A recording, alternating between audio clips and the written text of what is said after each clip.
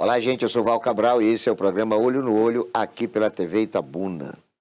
Eu quero começar o programa de hoje abordando patologias na área criminal que, no meu entendimento, são incuráveis e que suscitam debates que são controversos em decorrência de o que fazer diante, por exemplo, de pedófilos e estupradores.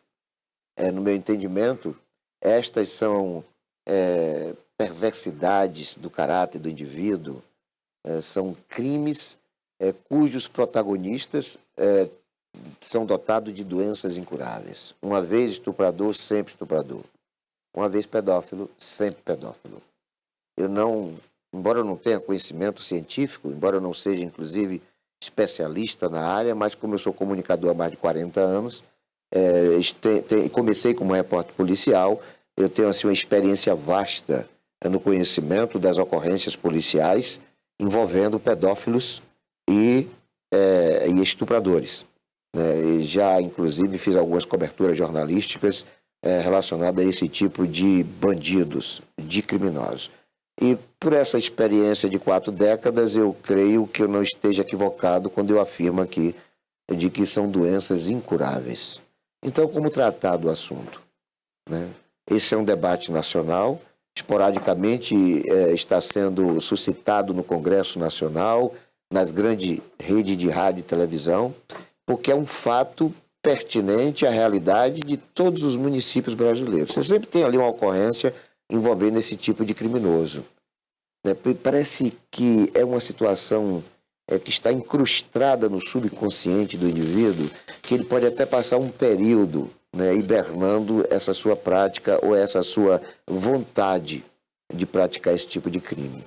Todavia, a gente fica sempre naquela suspeita de que, uma vez praticante desse tipo de delito, sempre o fará havendo oportunidade. Eu me recordo que, uma certa feita, eu tive experiência de noticiamento de um caso, por exemplo, ocorrido de um indivíduo que foi preso por ter estuprado uma enteada de 15 anos. Todavia, ele já tinha sido preso antes. Ele passou 4 anos e 7 meses apenas por ter estuprado 2 filhas. Eu até comentei uma certa feita de que ele era culpado, mas que a mãe era responsável. Porque uma mulher não pode simplesmente ter um relacionamento conjugal sem conhecimento da vida pregressa daquela pessoa com quem ela vai compartilhar o mesmo lar, onde ali mora uma filha adolescente. E esse caso específico, ele teve a aberração de a mulher ter conhecido o indivíduo e 2 meses depois já estar convivendo com ele na sua própria residência. Portanto, foi uma facilitadora e como tal, deveria ser responsabilizada pelo desfecho a que submeteu sua filha de 15 anos ao infortúnio de ser estuprada. Um outro caso, também com esse mesmo período de início de convivência, eu relatei, foi de um indivíduo que conheceu uma mulher casada, que largou o marido para 2 meses depois colocar ele em sua residência.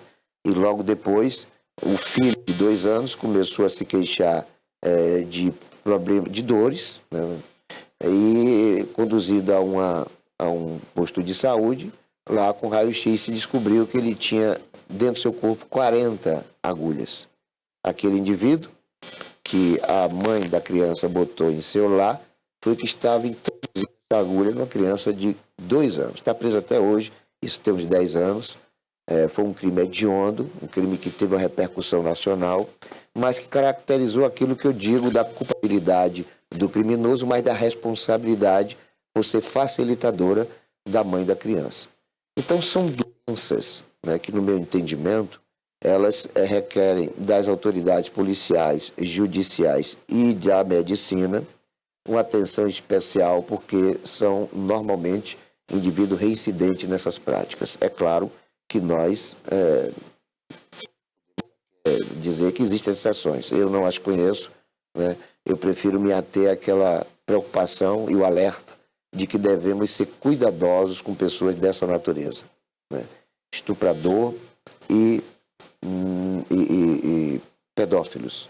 E não dá para entender como é que uma pessoa tem prazer sexual com uma criança, às vezes de meses. dia, não dá para entender. Não posso entender esse indivíduo como uma pessoa normal, como gente. Isso é bicho, isso é animal. E estuprador está na mesma linha. Né? A pessoa ter prazer por estar machucando uma pessoa, praticando sexo com alguém que está tendo ojeriza naquele momento. Então são deformidades na conduta e no caráter do indivíduo que deve requerer da justiça uma penalidade que não faça com que ele fique somente, como no caso que eu citei do pai que estuprou as 2 filhas, 4 anos e 7 meses. Não dá para entender, não dá para a gente entender como justa uma sentença com essa periodicidade. Acho que a coisa tem que ser mais rigorosa, porque a polícia às vezes faz a parte dela. Né? A polícia faz a investigação e a polícia, quando chega à autoria do crime, entrega e aprisiona, né, o delinquente, entrega tudo a investigação para a promotoria, que por sua vez encaminha o inquérito para a magistratura, e depois vem uma sentença irrisória como essa de 4 anos e 7 meses apenas para um estuprador de 2 filhas. Se o indivíduo estuprou a própria filha ou as próprias filhas, ele não vai poder dimensionar limites para praticar esse tipo de crime hediondo com as filhas dos outros, inclusive dos juízes, dos promotores, dos advogados que o defenderam. Essa é uma realidade que eu trago nesse momento na abordagem para que nós possamos refletir qual é a justiça que nós precisamos para resolver esses problemas. Quais são as alternativas medicinais para que indivíduos dessa natureza tenham freio. E o que é que a sociedade está fazendo para lidar com essa realidade, tá bom? Essa é a forma da gente começar o programa de hoje. Nós vamos a um breve intervalo, logo depois nós vamos bater papo com um dos jovens mais proeminentes no setor produtivo deste município de Itabuna, um gerador de emprego, de imposto, e que tem dado para nós uma expectativa de que as coisas não estão muito perdidas diante de um município que tem sido submetido ao flagelo de fracassos, de falência de empresas, fábricas que se fecham, enfim, a gente está vendo aí que também tem um lado positivo da sociedade. É com isso que a gente vai nos ater nesse nosso bate-papo com Rafael Moreira, logo depois do intervalo, que é muito breve, é um pelar e um pecar.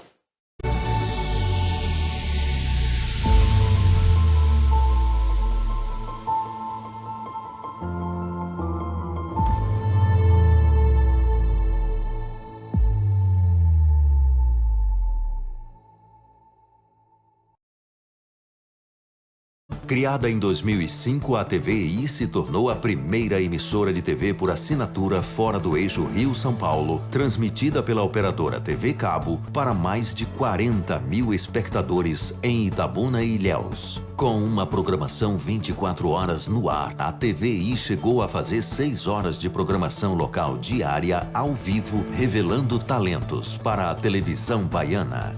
Inserida na Lei do Cabo, a TVI passou a integrar o seleto grupo de TVs com programação qualificada junto à Ancine e contribui com a capacitação do mercado audiovisual da Bahia para a captação de recursos para a produção de minisséries, reality shows, documentários e outros produtos de entretenimento para as mais variadas plataformas. Equipada com estúdios de áudio e vídeo e modernas ilhas de edição, a TVI também está preparada para trabalhar no jornalismo factual local, inclusive utilizando sua unidade móvel SDNG. Passando agora por uma reestruturação, a ação programadora detentora do canal TVI se prepara para transformar o sul da Bahia em um polo de teledramaturgia, movimentando o mercado do audiovisual da Bahia. TVI é da Bahia, é da gente.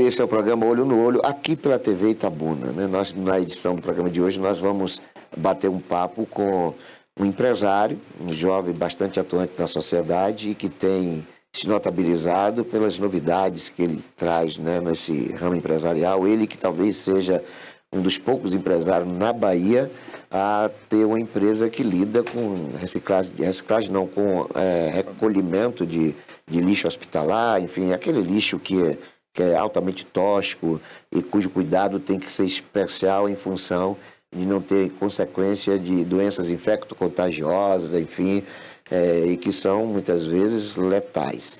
Então essas empresas, elas parece que são poucas na Bahia, 2 ou 3, e uma delas é do Rafael Moreira. E essas empresas têm dado uma contribuição enorme para a preservação do meio ambiente, mas sobretudo para a preservação da vida humana.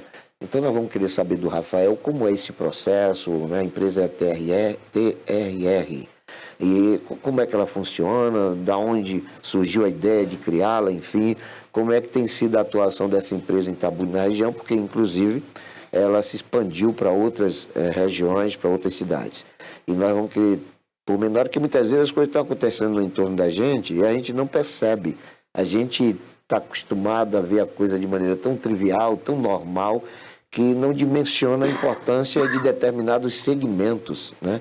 Eu digo sempre, às vezes você está na sua residência e o gari está passando, fazendo a higienização da sua rua, mas você não o enxerga, embora esteja na sua frente. Às vezes você está passando por uma rua de maneira vulnerável e o policial está ali garantindo a sua segurança, mas você não enxerga o policial.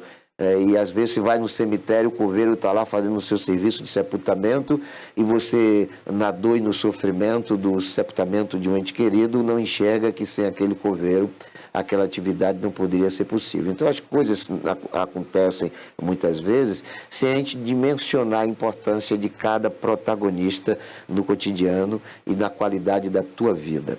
Então por isso que a gente tem essa preocupação, de vez em quando está entrevistando pessoas sobre assuntos que não são normais no debate nos veículos de comunicação. E hoje chegou o dia da gente saber do Rafael o que é que funciona, como funciona e por que a TRR. Meu querido amigo Rafael, bom dia. Bom dia, Val. Bom dia a todos os telespectadores aqui da TVI. É um prazer, mais uma vez, estar aqui, ainda mais com você, que é uma pessoa que eu tenho muita estima. Val, a TRR, ela iniciou em 2008, né? Final de 2008 foi quando a gente começou o ano 2008 a gente fez a implantação da TRR, né? A TRR foi efetivamente inaugurada no dia do aniversário de Itabuna, dia 28 de julho de 2009. A gente fez a inauguração oficial da TRR aqui em Itabuna, sendo o primeiro incinerador, né, a primeira planta de tratamento de resíduos do interior da Bahia. Então, até então, a TRR só existia isso na região metropolitana de Salvador.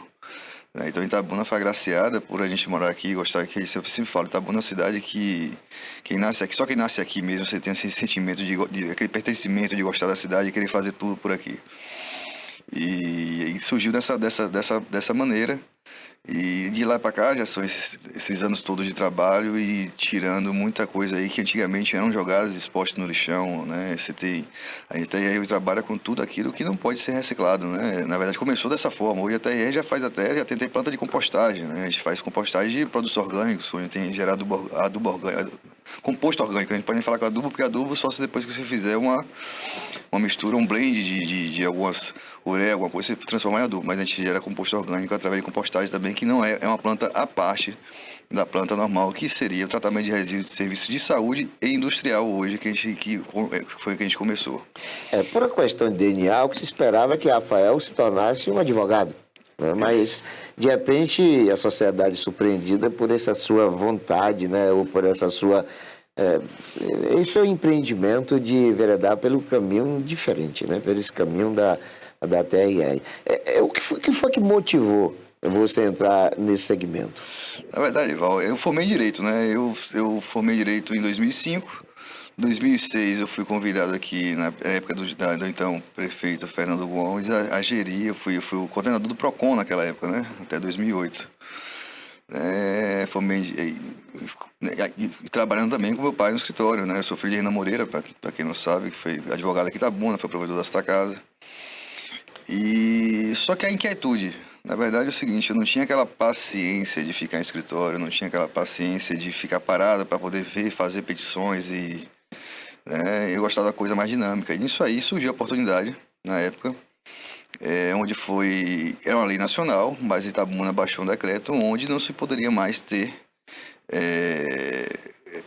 as empresas, as clínicas, os hospitais, teria que procurar uma solução, porque o município não ia mais recolher aquele resíduo para jogar no lixão, né? Então teria que procurar empresas de lá, da região metropolitana, para que assim fosse feito o descarte correto do resíduo de serviço de saúde. E sabendo desse decreto, começamos então a procurar parceiros, né? E aí consegui um parceiro de Salvador, que hoje é o sócio, né, da empresa. E fomos atrás, e fomos ao Rio Grande do Sul, fomos a alguns estados para poder conhecer. E nesse época fomos montando essa estrutura da TRR. E aí onde eu me realizei na área empresarial, e daí foi partindo para outros segmentos. A gente já era um sócio em outro empreendimento aqui, que é na questão de aluguel de galpões, ali onde era o antigo Messias de Ferradas. E aí, então, montamos essa parceria aí na TRR e estamos aí até hoje aí como uma das maiores do Norte-Nordeste do segmento, que é nascida aqui em Itabuna. Rafael, quantos funcionários tem hoje suas empresas? Eu não falo nem sua TRR. Hoje, quantas pessoas estão em torno da sua atividade empresarial? Só a TRR está em torno de 70 pessoas. Aí você tem mais diretas, né? Você tem ali Ferradas ali que deve ter mais umas 15 diretas, mas porém são várias empresas dentro daqueles galpões que você abre um leque de empregos ali dentro muito grande. Acho que a gente gera ali, a gente não, né? A estrutura nossa ali deve ter ali em torno de 400 a 500 empregos. Que não são gerados por a gente, mas são gerados por inquilinos que estão lá, que a gente trouxe, né, de alguma localidade, que a gente buscou para vir para Itabuna.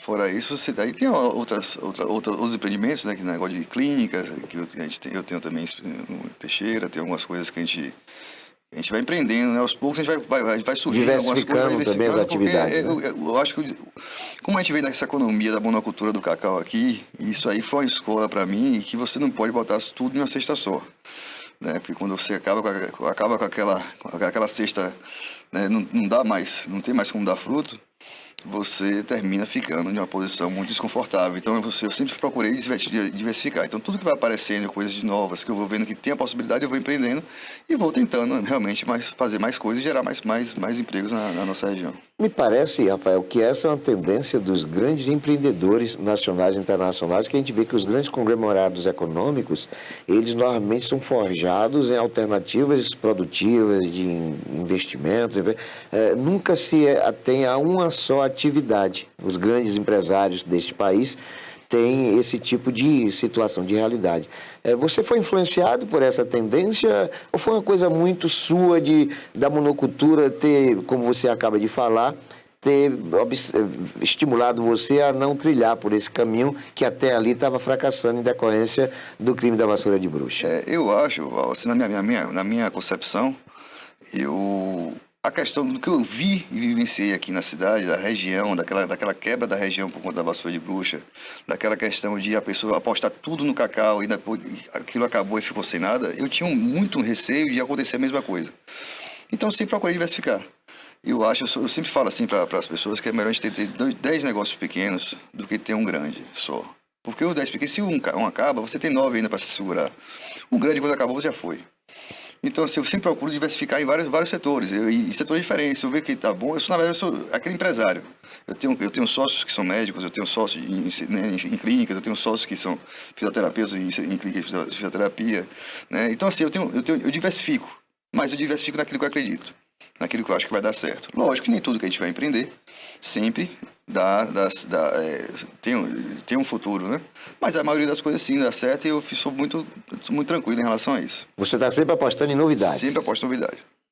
Ô Rafael, e o perfil do jovem empreendedor? Você que é uma pessoa muito influenciada na sociedade, você está sempre em atividades que são quase que cotidianas, envolvendo outros jovens que são também investidores. A cabeça do jovem itabunense hoje, você fez um perfil, você já parou para falar assim, olha, dá para a gente ter mais parceiros, dá para a gente acreditar numa Itabuna melhor e maior. Qual é o perfil que você faz hoje de outros empreendedores, das pessoas que orbitam em torno das suas atividades e das suas relações sociais? Não, o Itabuna hoje você tem uma gama de jovens aí muito interessante. Você tem pessoas aí que empreendem em vários setores. Você vê gente agropecuária, você vê gente que já vai parte. Você vê John, Pablo Orleans, por exemplo, que já inovaram na questão do leilão. Esses dias eu estava vendo a matéria que Pablo recebeu um prêmio aí de as maiores vendas da história do leilão aí, esse leilão passado, chegou ao montante de 40 milhões negociados. Quer dizer, é uma coisa que a gente fica feliz demais, porque ver pessoas que daqui Itabuna que conseguiram buscar outros ambientes, né? Outras coisas que a gente não tinha essa noção na cabeça e que Itabuna está crescendo, tem muita gente boa nisso aí. É porque essa pergunta eu faço em função de que nós tínhamos aqui uma realidade de fazendeiro, né? Itabuna era muito, né, da monocultura, e as pessoas que se acomodavam e, consequentemente, os seus filhos também. Então, a gente está percebendo nas últimas 2 décadas que está havendo uma reviravolta. Nós estamos observando que os filhos, né? Eu sempre falo que eu acho que tudo começou, eu acho que um dos grandes contribuintes para essa nova repaginação, decorreu de alguns jovens. Eu citaria aqui os filhos do pai Mendonça, né, que depois do pai falecido, eles se juntaram e fizeram com que a empresa tivesse mais prosperidade. A da Tito Barbosa também, a empresa Tito Barbosa. Então, são pessoas que não deixaram a peteca cair com o falecimento dos que iniciaram os empreendimentos, né? Então, esse perfil do jovem que o pai, quando morre, deixa uma fortuna, só quer saber de carrões, de mansões, de curtição, eu acho que Itabuna não está tendo essa realidade. Eu acho que o jovem está mais empenhado em fazer com que aquilo que foi herdado seja multiplicado. Eu estou equivocado ou é essa a realidade? Porque você é exemplo disso. Você vê que não tem mais aquela... Antigamente eram os playboys, né? Eram os filhos de papai que tinha... Lógico que todo mundo tem sua fase, né, de jovem, né, de juventude, mas hoje não cabe mais. Você vê que hoje você vê os jovens hoje caindo, avançando, até eu fui criado de uma forma, meu filho já é criado de outra. Meu filho está no Canadá, chegando hoje, né, vou passar 30 dias lá para poder fazer um curso intensivo de inglês. Meu filho não tem. Na época dele eu estava curtindo, estava fazendo, né, outras coisas. Então, assim, vai mudando, a geração vai chegando, vai aperfeiçoando e vai mudando mais ainda. A gente tem que dar um exemplo aqui, Val. Na época da questão da quebra do cacau, a gente não pode deixar de falar em Arenilson Chaves. Sim. Porque apostou na nossa cidade de uma forma muito gigantesca, né, de uma coisa que ninguém fala, esse shopping vai dar errado. Ou vai quebrar o comércio de Itabuna, vai dar errado o shopping, porque não vai acreditar. E o shopping aí hoje, a realidade, é um dos que mais vende em todo o Brasil. O shopping de Jequitibá hoje é uma... Arenilson faleceu. Consolidado. Né? Arenilson faleceu e os filhos vêm mantendo, né? Neto, Manuel Chaves Neto, é um cara totalmente empreendedor no negócio. São diversificadores também. Né? Eles não vivem só daquele negócio. Você vê o próprio Léo, que é meu amigo pessoal mesmo, né? Leandro Chaves. Então, assim, são pessoas que você se espelha, que são mais velhos que eu, e a gente vai se espelhando também nessa questão. Né? Então tem uma série de pessoas muito boas aqui, tá bom? Você tem o próprio pessoal do Pai Mendonça, né? Que não deixou a peteca cair, na verdade aumentou, ampliou a questão. Né? Você vê ali aquele menino novo agora também que está se destacando, que é Mauro da Buriti. Sim. Né? Então você tem várias pessoas aqui. O pessoal do Itão também. Né? O pessoal de Miguel. Nós temos excelentes referências, né? De pessoas que estão... Se for editar referência aqui, você vai ter várias pessoas aqui. Você tem o próprio Edmar Magoto Júnior. Sim. Que mesmo com toda estrutura de pecuarista, de forte, de cafeicultor, né? Pô, ele tem a Vox aqui em Itabuna, que ele trouxe a internet pra cá, um negócio, uma coisa totalmente fora da coisa dele, mas diversificando também. Então você vê, tem muitas pessoas boas em Itabuna. Tem muitos jovens empreendedores, tem muita gente que está crescendo e está fazendo e está levando essa peteca de Itabuna. Itabuna se consolidar como um meio realmente de serviço e de né, comércio e serviço. Você vê Ricardinho Nunes, um cara que eu admiro também, que tem várias lojas aqui, o próprio Rafael Monteiro, em franquia. Então, se a gente for digitar nomes aqui, tem muito jovem muito bom. Tem a Mônica Burgos também, né? Mônica Burgos com a Vatinha. Né? Então, são coisas assim, que também foi uma coisa, que ninguém pensava, né? Sim. Mônica Burgos é uma pessoa hoje que a nível e uma marca nacional. Então, são muitas pessoas aqui que tem para nos dar orgulho. Outro que me cria orgulho enorme é o Cran Brito, Dr. Júlio Brito, né? Ele tem 3 filhos, 3 médicos, e tem um filho que é homônimo, né? Que é Júlio Brito Filho. E as pessoas ainda falam bem assim, ó, eu prefiro o filho do que o velho. Justamente nesse contexto de avanço, né? Das pessoas verem na sua prole o prosseguimento, a prosperidade daquilo que foi edificado, que foi pensado, que foi imaginado, criado. E o Júlio Brito, o filho, é uma das referências, não falo nem o Rafael, o outro, mas o Júlio Brito, né? Por ser charado do pai. Uma coisa aqui, eu vou muito a Aracaju. O filho de Eduardo Fontes também, que eu esqueci o nome dele. Tarik, outro menino também. Outro menino também, tributarista, excelente. Esse dia eu estava falando em Júlio Brito, eu fui, há um tempo atrás, eu estava em Aracaju, assistindo o SE Notícias, né, que é BATV, né, SE TV, SE Notícias, alguma coisa assim. E aí pegou a entrevista de Rafael.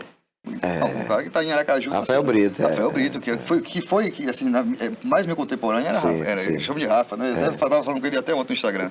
Isso. Então, assim, esses são motivos de orgulho da nossa cidade. Tem inúmeras pessoas aqui que eu não vou poder estar citando, que eu vou até esquecer aqui, mas tem muita gente boa ainda. Por falar em orgulho, nesse nosso bate-papo aqui, eu me lembrei de uma situação. Eu fui na CDL de Salvador, no prédio da CDL de Salvador, eu fui participar de um congresso, e quando eu cheguei no auditório, que é grande lá, aí, adivinha o nome do auditório? Milton Veloso. Eu fiquei tão orgulhoso, sabe? Quando eu vou, por exemplo, eu até entrevistei uma certa feita aqui a Ló Bened, ex-Banda Mel, e eu estava em alguns momentos, assim, no Micareta de Feira de Santana, no Carnaval de Salvador, e eu a ouvia falar de uma maneira tão orgulhosa. Cadê minha turma de Itabuna? Olha, eu sou filha de Itabuna. Rapaz, isso cria em nós, assim, um sentimento de pertencimento enorme. Mas é o que a gente sempre precisou ter. Itabuna teve uma época, meu pai falava muito isso. Rapaz, Itabuna tem que deixar essa mania de ser péssima mãe e ótima madrasta. Tem que dar valor quem é daqui, quem produz aqui, quem faz aqui. E eu tô vendo isso aí chegar. Antigamente você tinha uma história de Itabuna. Até hoje tem algumas pessoas que têm esse pensamento, que eu acho um pensamento totalmente equivocado, que é a pessoa pagar 20 para outro perder 10. Né? Eu não, eu sou aquela pessoa que incentivo e gosto. Quanto mais gente de Itabuna estiver bem, mais eu vivo, como se fosse comigo. Então, acho que essa turma jovem, está nesse mesmo pensamento. E a gente torce que dê certo, a gente quer que dê certo, dá conceito para que as coisas sejam certas. Até porque todo mundo ganha, né? E todo mundo ganha. Crescendo, todo mundo cresce junto. Cada um vai no seu segmento e vai seguindo juntos. E eu acho que essa turma jovem está conseguindo mudar essa estrutura. Sim, eu percebo, viu, Rafael? As pessoas falam assim, Itabuna está ficando para trás. Itabuna era a terceira cidade da Bahia, hoje é a sétima, isso é uma realidade.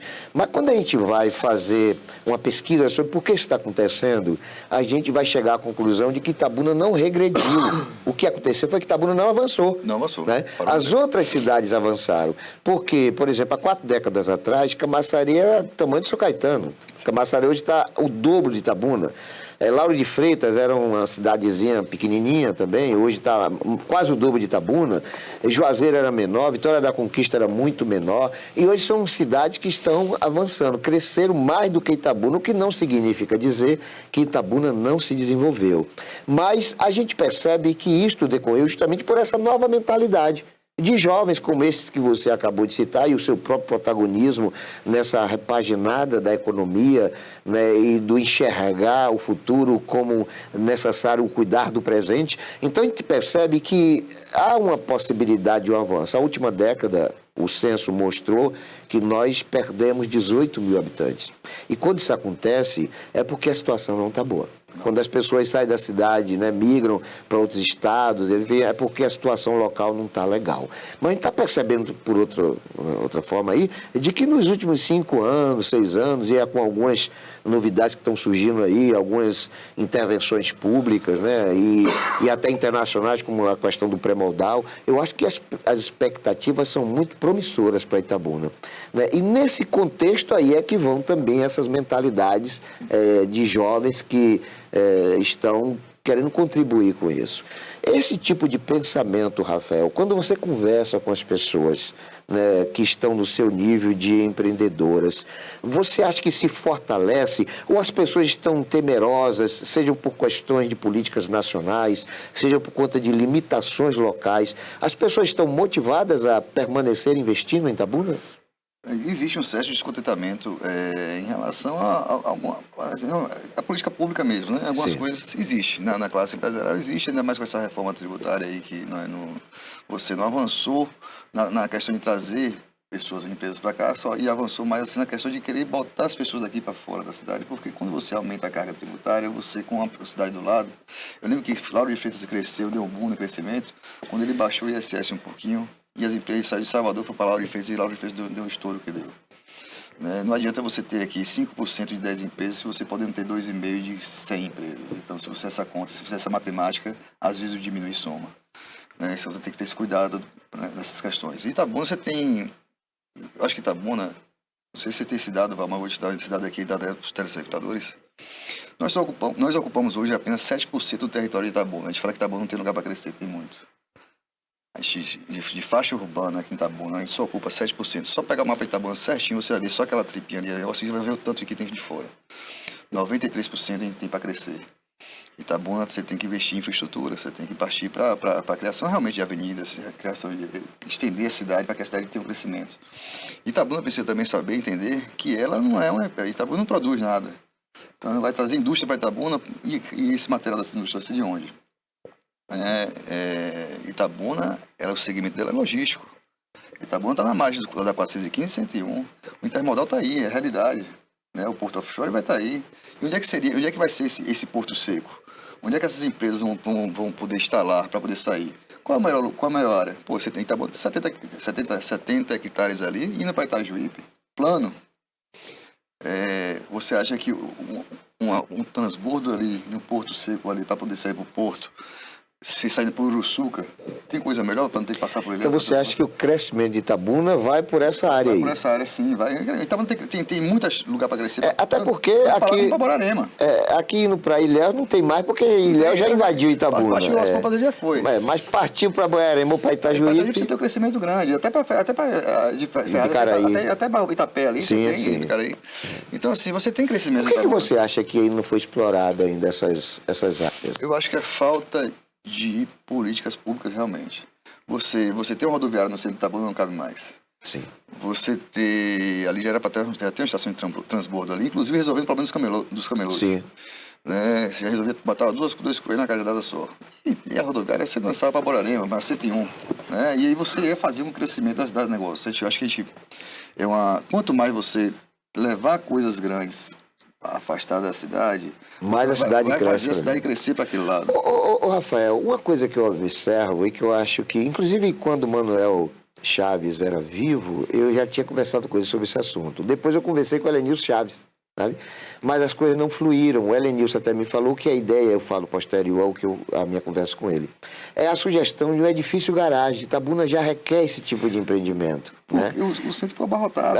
Asfixiante, né, no tráfego. E aí eu falando com o Helenilson, ele falou, olha, inclusive eu já pedi para o prefeito, na época era Fernando Gomes, uma concessão a título de comodato da Praça Camacan. Qual era a ideia dele? Fazer uma garagem vertical para baixo.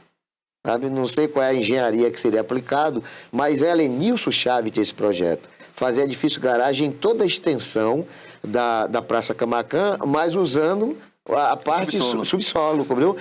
A empresa cuidaria da praça, faria uma nova praça e exploraria, né, o edifício garagem para baixo. E aí eu ainda falei, porque eu fui dizer para o Helenilson, na época, Helenilson, ali onde é o CESP, que é uma área enorme, é um quarteirão ali, entendeu? Poderia negociar com o governo, porque ali é governo do estado, município, tem 3 entes ali de governabilidade. Vocês poderiam negociar, né, o Grupo Chá poderia negociar aquele espaço, deixando o térreo para a exploração do comércio informal, ou seja, os camelôs todos ficariam ali no térreo, e a partir do primeiro andar, edifício garagem. Ele gostou muito da ideia, mas foi pouco antes do falecimento dele, as coisas não fluíram. E como eu não tenho ligação com o Neto, né, o Neto Chaves, eu até aproveito para você ser interlocutor dessa sugestão, caso ele não esteja nos assistindo, para tentar viabilizar aqui em Itabuna um edifício garagem que já está necessitando disso. A questão, assim, o empresário só vai investir naquilo que dá o retorno. Sim, né? A gente não pode também dizer que o empresário vai fazer coisas... Agora, é uma realidade do serviço público fazer as parcerias públicas privadas. Porque se você não tem condição de cuidar de uma praça, né, você pode fazer um sistema desse que oportunize o secretário, o empresário construir e ter retorno. E ter o retorno durante X anos daquele negócio ali, ter aquela questão... Que foi o que o Helenilson me falou em relação à Praça Camaquã. Mas, então, existem essas possibilidades, existe em alguns lugares isso aí, muitos lugares já existe essa parte de fazer essa parceria público-privada para que realmente faça com que avance, né, e que você cuide, você adote uma praça. Sim. A empresa adotar uma praça, a empresa informa que ele adotou uma praça ali, mas vai ter uma dedução do imposto. Sim. Mas tem que fazer políticas públicas para isso. Val Itabuna só tem um semianel rodoviário. Você vê Conquista, Feira de Santana, você roda a cidade por fora. Itabuna você não roda, você só tem um semianel rodoviário. Sim. Você tem vários projetos ali que você sai de Novo Socana, passar em Borborema para poder fazer um outro semianel ali, para ver se a gente consegue fazer uma questão. E não é feita, não é investido em infraestrutura. Itabuna está muito parado no tempo de infraestrutura. Quando você para no tempo de infraestrutura, você termina, a cidade não cresce. Fora isso, você não tem um programa de qualificação de mão de obra que vale a pena aqui. Você contratar hoje aqui é muito difícil. É que também não adianta você trazer uma empresa se não tiver mão de obra especializada. Por que você vai trazer uma empresa aqui para cá? Se você não tem, para poder vir emprego de fora e encher de fora aqui, os daqui não tem condição de trabalhar, você tem que primeiro procurar saber a empresa vai vir e tal. Então vamos qualificar aqui, vamos fazer um programa de qualificação para a empresa absorver essas pessoas aqui do comércio local, para não deixar essas pessoas irem embora. Para a economia ficar aqui, girar o dinheiro aqui. Eu tenho até duas informações aqui de duas referências em relação a isso. O Milton Gramacho, que já foi vereador, sim, ele tem uma empresa de capacitação profissional. Conheço. E ele me falou, ele até foi entrevistado por mim aqui recentemente, ele disse que tinha mandado uma equipe de alunos, de jovens, que já tinham se formado para Rio Grande do Sul. Ele manda direto, eu acompanho, eu já vi lá. E o outro é o Roberto Minasasso, que ele talvez seja um dos poucos empresários que exportam trabalhadores.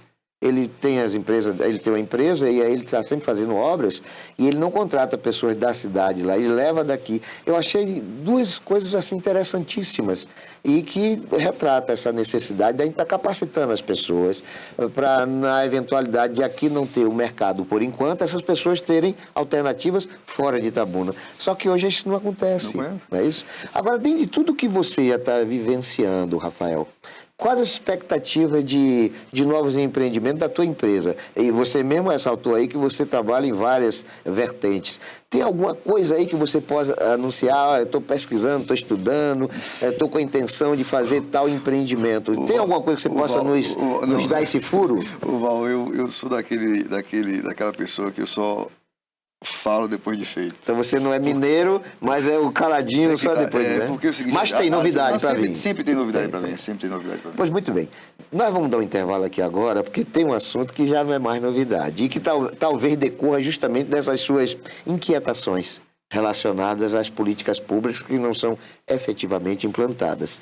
E é nesse contexto que a gente, depois do intervalo, vai destrinchar que são as questões políticas. Né, políticas, ideológicas, e isso a gente vai travar esse bate-papo, porque eu tenho certeza absoluta que você tem algumas novidades para dar, mas a coisa é muito rápida esse nosso intervalo, é um pelar e um pecar.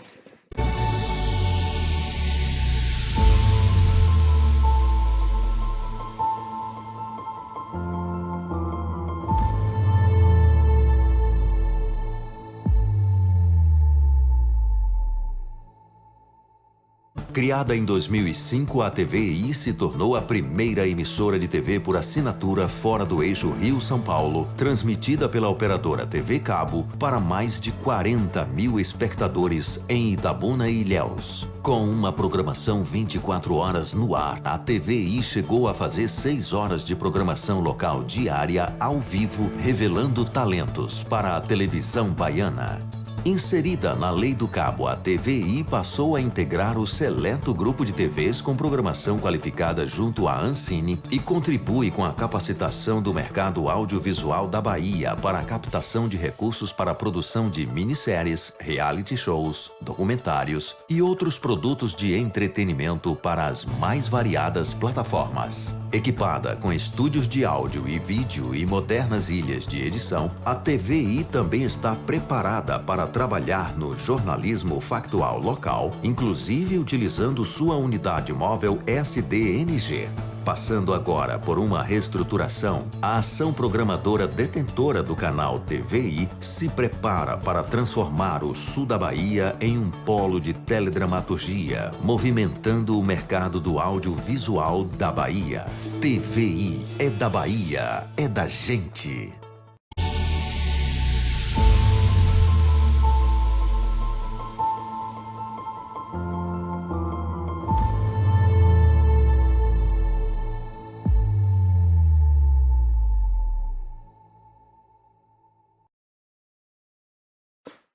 É isso aí, gente. Eu sou o Val Cabral, esse é o programa Olho no Olho, aqui pela TVI, TV Itabuna.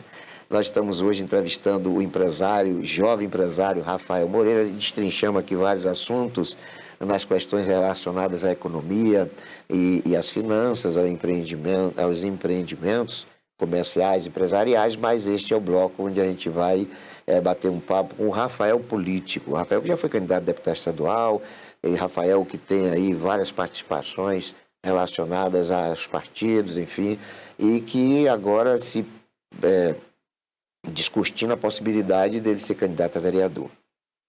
Filiado ao Republicano, me parece que ele é presidente de honra, alguma coisa parecida, e nós vamos procurar saber como é o Rafael, né, dentro dessa realidade, né? A gente sabe que o Rafael está confortavelmente bem alinhado nas questões empresariais, não é vereador por questões salariais, até porque eu acho que ele vai perder dinheiro sendo vereador, né?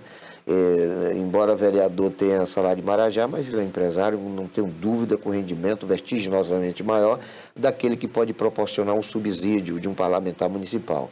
Mas existem interesses que vão além, né, dessas questões financeiras, né, que é justamente de querer utilizar o mandato para fazer as transformações que, como empresário, ele não está conseguindo enxergar, né? Talvez na vontade de fazer com que as políticas públicas sejam desencadeadas por iniciativa de um parlamentar. Enfim, é isso que a gente vai querer saber, o que é que está motivando o Rafael, cujo tamanho é muito maior, politicamente falando, a ser candidato a vereador, com risco até de perder uma eleição, o que seria, assim, tipo uma surpresa para quem faz aí, né, uma análise, uma avaliação das questões políticas e eleitorais em Itabuna.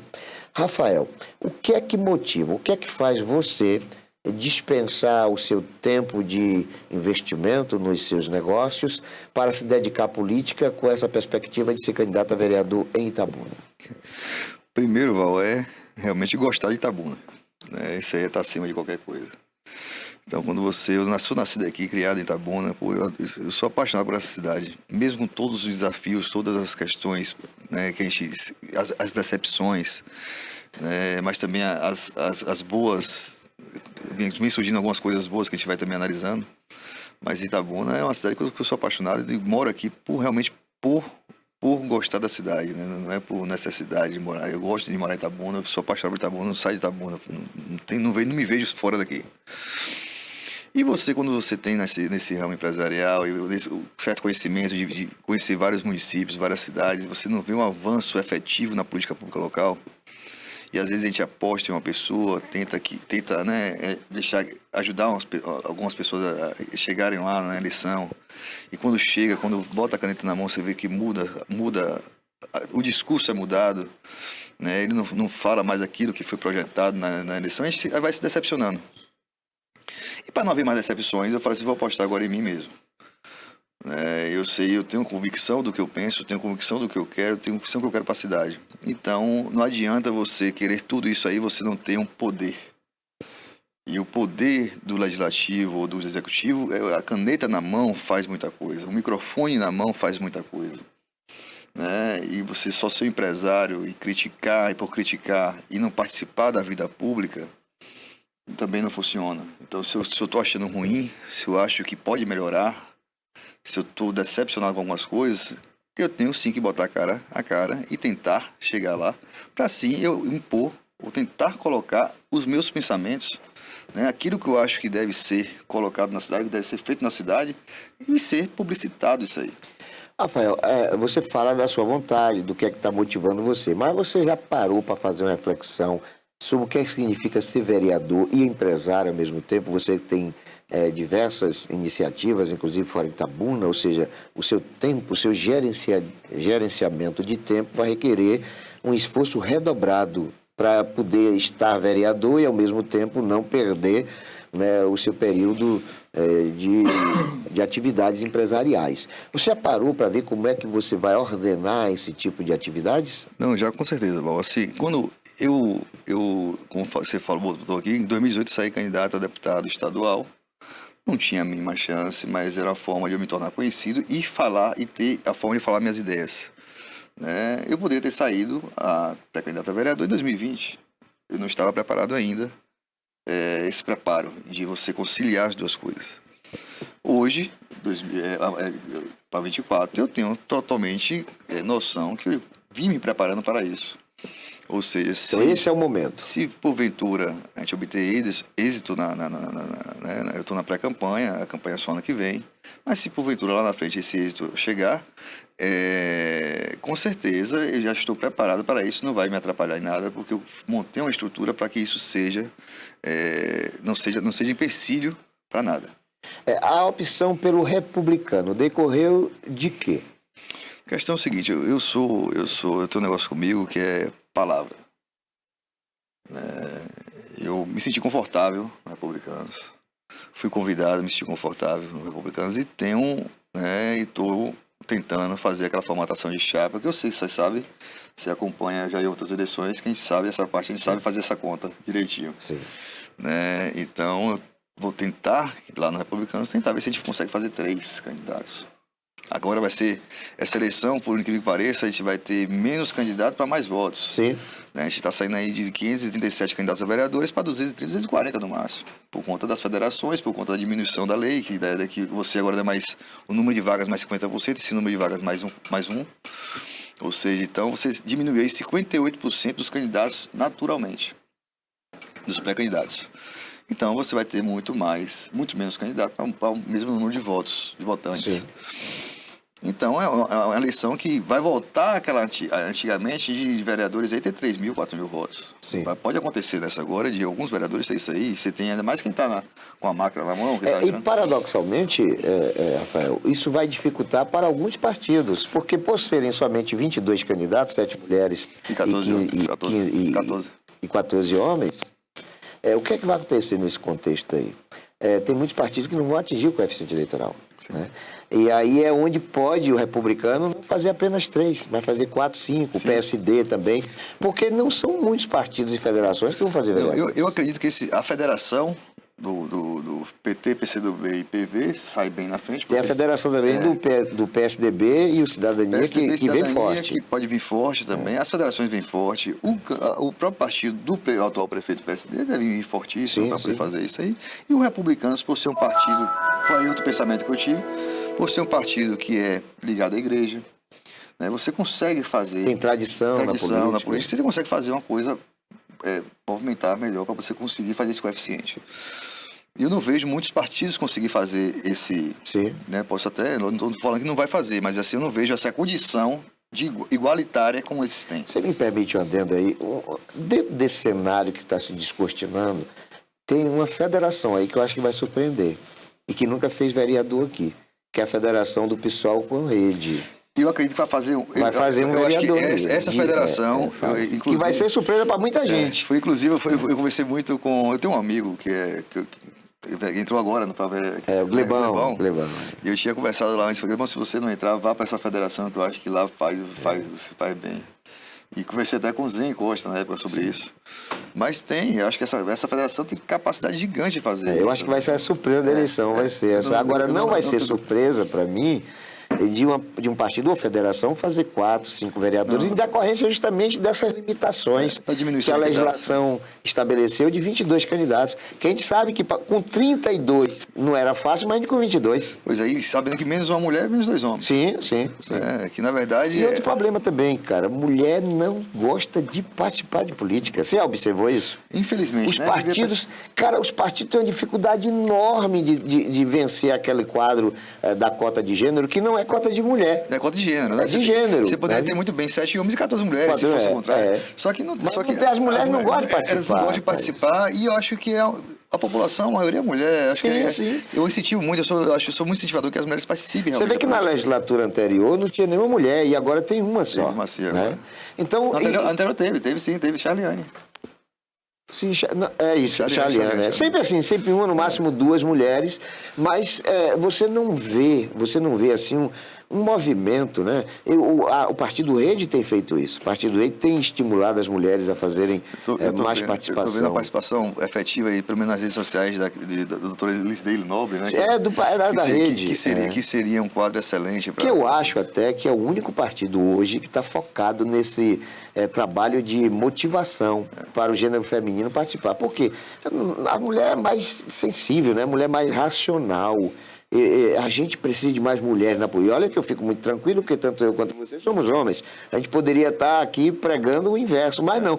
Como a gente é reconhecedor de que a mulherada é boa na expressão, na colocação das ideias, na harmonização do grupo, né? A gente acha que quanto mais mulheres num parlamento, melhor a qualificação do mesmo.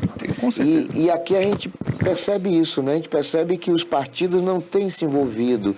Os partidos estão com a preocupação do preenchimento das 7 vagas, mas não estão atuando. E o único partido que eu vejo com essa tendência é a Rede. Eu tenho visto muito isso aí. Agora, você uma vez eleito vereador, a gente sabe que você é um articulador, você é conhecedor das peculiaridades, né, da legislação eleitoral, da formação de grupos.